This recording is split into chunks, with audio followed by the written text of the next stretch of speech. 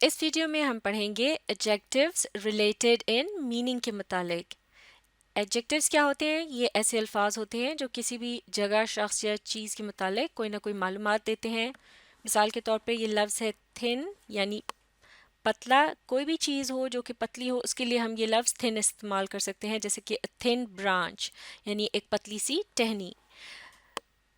اسی طرح سے ایک اور ایڈجیکٹیو ہے سلم، اور اس کا بھی یہی مطلب بنتا ہے، لیکن اس کو ہم ٹہنی یا برانچ کے لیے استعمال نہیں کر سکتے۔ the branch is slim، یہ سننے میں اتنا ٹھیک نہیں لگتا، جبکہ سلم کا لفظ جو ہے زیادہ تر کس کے لیے استعمال ہو سکتا ہے؟ انسانوں کے لیے، جیسے کہ he is slim یا she is slim۔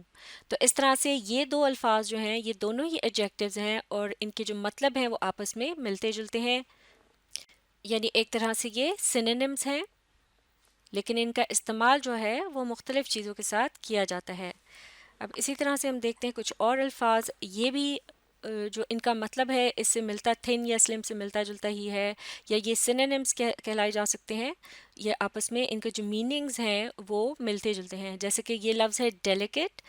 کوئی بہت ہی نازک سی چیز ہو تو اس کے لیے لفظ ڈیلیکیٹ استعمال کیا جاتا ہے۔ اسی طرح سے فریجائل، یہ بھی ایسی چیز جو کہ آسانی سے ٹوٹ جائے، جیسے کہ گلاس ہوتا ہے، اس کے لیے فریجائل کا لفظ استعمال کرتے ہیں۔ پھر ہے یہ لفظ گونٹ، اس کا استعمال زیادہ تر انسانوں کے لیے کیا جاتا ہے جب کوئی بہت لاغر، یعنی کہ بہت ہی نڈھال دکھائی دے، جیسے کمزور سا شخص ہو، تو اس کے لیے ہم کہہ سکتے ہیں ہی لکس کوائٹ گونٹ۔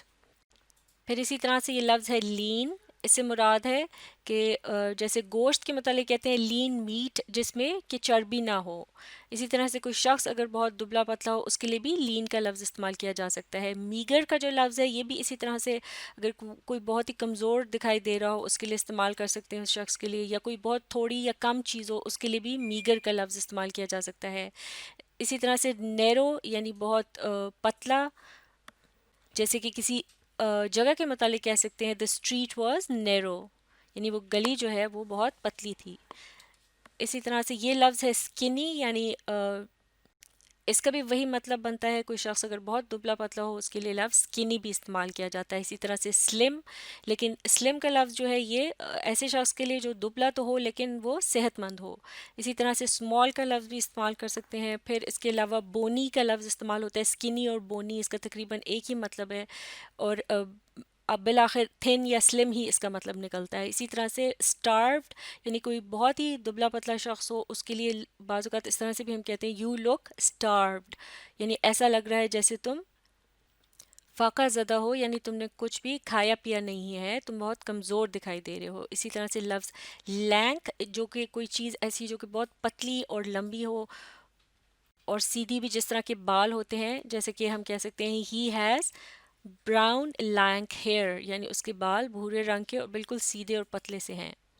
تو یہ تمام جو ایڈجیکٹیوز تھے، یہ آپس میں ان کا جو میننگ ہے خاصا ملتا جلتا تھا، لیکن ان کو مختلف موقعوں پر مختلف لوگوں کے کو ڈسکرائب کرنے کے لیے، چیزوں کو کے متعلق بتانے کے لیے استعمال کیا جاتا ہے۔ اسی طرح سے ایڈجیکٹیوز کو بعض اوقات انٹینسٹی کی لحاظ سے بھی استعمال کیا جاتا ہے، یعنی کتنا زور دے کر آپ کسی بات کو کہہ رہے ہیں، جیسے کہ اگر کوئی چیز بڑی ہے، اس کے لیے لفظ لارج کا استعمال کر سکتے ہیں، اور اس سے بھی اگر بڑی ہو تو پھر اس سے بہتر ورڈ ہوگا ہیوج۔ اور جیسے کہ بہت ہی بڑی ہو، جائنٹ کا لفظ استعمال کرتے ہیں، جیسے کہ I saw a giant turtle، یعنی میں نے ایک کچھوا دیکھا جو کہ خاصا بڑا تھا، تو اس لیے اس کے لیے لفظ جائنٹ کا استعمال کیا گیا ہے، یہ بتانے کے لیے کہ وہ کتنا بڑا تھا۔ پھر اسی طرح سے اگر بہت ہی کوئی بڑی چیز ہو، جیسے کہ بڑی سی بلڈنگ ہے، اس کے لیے استعمال کر سکتے ہیں enormous، the building was enormous۔ پھر اس کے علاوہ اگر کوئی بہت ہی سائز میں بڑی چیز ہو، جیسے جائگینٹک کا لفظ استعمال کیا جاتا ہے، مثال کے طور پر بلو ویل جو کہ ایک بہت ہی بڑا جانور ہے، اس کے لیے ہم کہہ سکتے ہیں کہ بلو ویل از اے جائگینٹک اینیمل۔ جیسے کہ اردو میں کہا جاتا ہے دیو قامت، یعنی کہ اتنا بڑا کہ جیسے کہ دیو کی طرح ایک تصور یعنی دماغ میں آتا ہے اس سے کہ بہت ہی بڑا ہوگا وہ، کوئی جس چیز کی بھی بات ہو رہی ہے۔ تو اس طرح سے جو ٹھیک ایڈجیکٹو ہے اس کو ٹھیک جگہ پر استعمال کرنے سے جو سننے والا ہوتا ہے اس کے ذہن میں وہ پکچر اور کلیئر ہو جاتی ہے، تاکہ وہ بات کو اور بھی آسانی سے سمجھ سکے۔ اسی طرح سے کوئی چیز اگر بہت بڑی ہو سائز میں، اس کے لیے ایک لفظ ہیومنگس بھی ہے، ہیومنگس کے لفظ کا بھی آپ استعمال کر سکتے ہیں. اسی طرح سے اگر چیزیں سائز میں کوئی چھوٹی ہوں تو ان کے لیے بھی مختلف الفاظ استعمال کیے جا سکتے ہیں، جیسے کہ لٹل، پھر اس کے بعد اسمال، پھر اگر اس سے بھی چھوٹی ہو تو پٹیٹ، اور بہت ہی چھوٹی ہو تو اس کے لیے کہیں گے مائکروسکوپک. چلیے اب مل کر ایک چھوٹی سی ایکٹیویٹی کرتے ہیں. ان جملوں کو مل کر ہم نے مکمل کرنا ہے. ہر جملے کے سامنے ایک تصویر بنی ہے ہماری مدد کے لیے.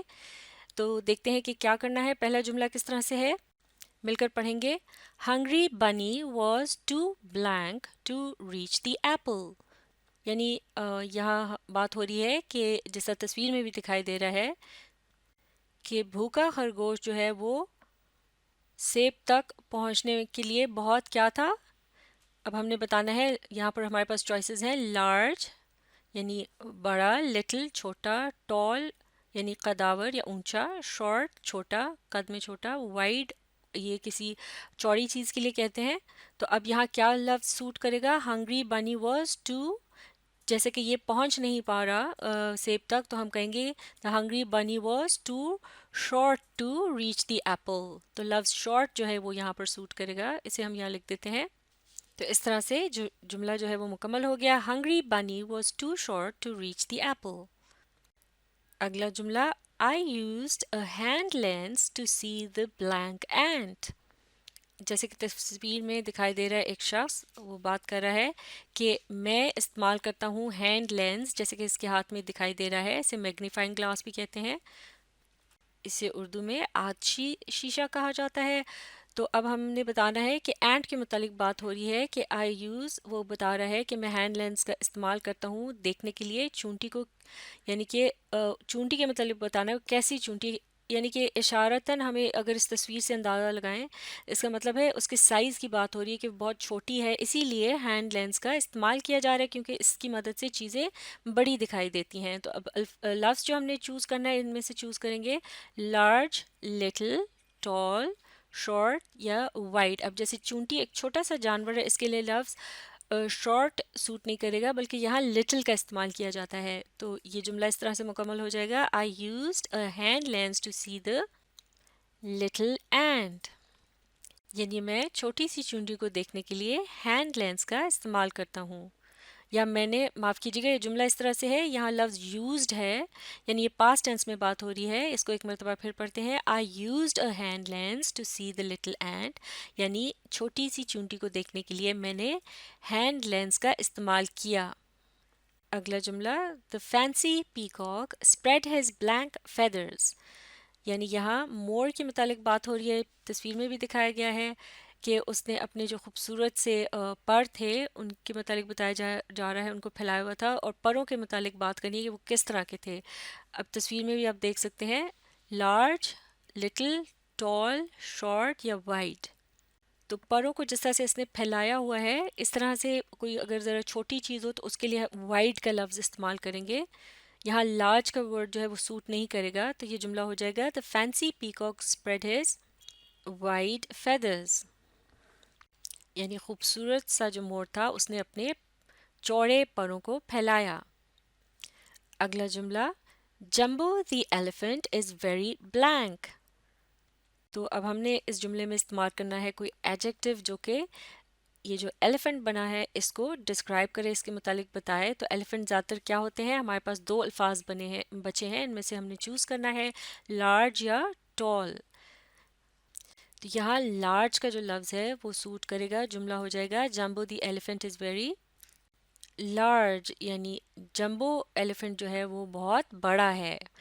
اب آخری جملہ دیکھتے ہیں Giraffes eat leaves from the blank trees. یعنی یہاں بات ہو رہی ہے کہ جراف جو ہیں وہ پتے کھاتے ہیں درختوں سے، اور کس قسم کے درختوں سے کھاتے ہیں؟ درختوں کی بات ہو رہی ہے، وہ کس طرح سے ہوتے ہیں؟ ہمارے پاس جو لفظ بچا ہے وہ ہے ٹال. اسے یہاں لگا کر دیکھتے ہیں، جملہ ہے، اب جملہ بن گیا Giraffes eat leaves from the tall trees. جیسے کہ اس تصویر میں ہم دیکھ سکتے ہیں درخت جو ہے خاصا لمبا ہے کیونکہ جراف اس کے ساتھ کھڑا ہے، اور جراف بھی خاصا لمبا جانور ہوتا ہے، اس کی گردن خاصی لمبی ہوتی ہے. تو یہ جملہ اس طرح سے ٹری کے متعلق بتا رہا ہے. ٹال کا لفظ جو ہے یہ ایک ایڈجیکٹو ہے اور ٹری کو ڈسکرائب کر رہا ہے کہ ٹری جو ہے خاصا اونچا تھا. اور پورے جملے کا مطلب اس طرح سے ہے کہ جراف اونچے درختوں سے پتے کھاتے ہیں. اب یہاں ہم دیکھ سکتے ہیں کہ لفظ وائڈ، لارج اور ٹال یہ تینوں جو ہیں ایڈجیکٹوز ہیں اور معنی جو ہے ان کے آپس میں مل رہے ہیں، لیکن ہم نے ان تینوں کو مختلف جگہوں پر اس طرح سے استعمال کیا ہے کہ جو جملے کی سینس ہے وہ ٹھیک بنے. مثال کے طور پر ٹری جو ہے اس کے لیے ٹال کا لفظ اس لیے استعمال کیا جاتا ہے کیونکہ وہ اونچا اور اس طرح سے ہوتا ہے کہ پتلا بھی ہوتا ہے، بہت موٹا نہیں ہوتا. یعنی کہ اگر ایلیفنٹ سے کمپیئر کریں، جیسے کہ ایلیفنٹ ہے وہ اونچا تو ہوتا ہے لیکن وہ خاصا موٹا بھی ہوتا ہے، تو اس کے لیے لارج کا ورڈ زیادہ سوٹ کرتا ہے. اسی طرح سے اب یہاں پر اگر ہم ایلیفنٹ والے جملے میں لارج کی جگہ وائٹ کا لفظ استعمال کرتے تو وہ اتنا سوٹ نہ کرتا وہاں پر، جبکہ وہ پروں کے لیے یعنی چوڑے پر یا اس کے لیے ایسی جو چیز ذرا چھوٹی ہو سائز میں اس کے لیے یہ زیادہ بہتر رہتا ہے، اور جو کہ چپٹی بھی ہو یعنی ایک طرح سے فلیٹ ہو تو وہ وہاں پر لفظ وائڈ جو ہے وہ فیدرز کے ساتھ زیادہ سوٹ کر رہا ہے. اسی طرح سے شارٹ اور لٹل کا ڈفرنس بھی دیکھتے ہیں. یہ دونوں یہ دو الفاظ بھی آپس میں جو ان کے معنی ہیں وہ ملتے جلتے ہیں، لیکن جو بنی ہے اس کا جو قد ہے جب اس کی بات ہو رہی ہے تو وہاں لفظ شارٹ زیادہ سوٹ کر رہا ہے، جبکہ چونٹی جو ہے وہ بذات خود بہت ہی چھوٹی سی ہوتی ہے، تو یہاں پر شارٹ یا ٹال کا جو ہے وہ لفظ سوٹ نہیں کرے گا، بلکہ اس کے لیے بالکل لٹل یعنی چھوٹی سی اس کا لفظ زیادہ بہتر رہے گا. کیونکہ چونٹی کے متعلق ہم اس طرح سے نہیں کہتے کہ چھوٹے قد کی چونٹی، اس لیے یہاں لٹل کا لفظ زیادہ سوٹ کر رہا ہے. تو اس لیے جو سینس ہوتی ہے، جو جملے کے لحاظ سے سینس کے لحاظ سے ہم مختلف ایڈجیکٹیوز کو جو کہ آپس میں معنی میں ملتے جلتے ہوں ان کو ان کی ٹھیک جگہوں پر اس طرح سے استعمال کرتے ہیں. تو اس طریقے کو اچھی طرح سے سیکھنے کے لیے آپ اس ویڈیو کو ری پلے کیجیے اور اس کے ساتھ ساتھ پڑھنے، سمجھنے اور لکھ کر پریکٹس کرنے کی کوشش جاری رکھیے.